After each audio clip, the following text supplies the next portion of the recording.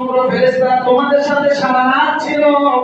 ওই সমগ্র ফেরেশতারা যখন রবের কাছে চলে যায়, ফায়াসআলুহুম ওয়া হুয়া আ'লামু বিহিম, রব ফেরেশতাদেরকে বললেন, ফেরেশতারা আমার গোলামের সাথে তো তুমি সারা রাত অতিবাহিত করেছো, একটু আমাকে বলো আমার গোলামদেরকে কোন অবস্থায় তোমরা দেখলে।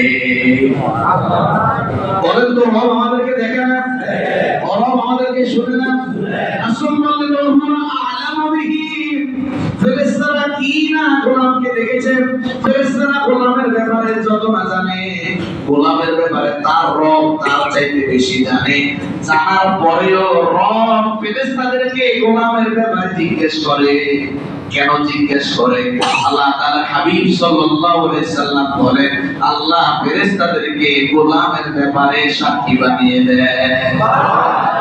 জিজ্ঞেস করে, কাইফা তারাকতুম ইবাদি, আমার গোলামগুলোকে তোমরা কোন অবস্থায় রেখে আসলে?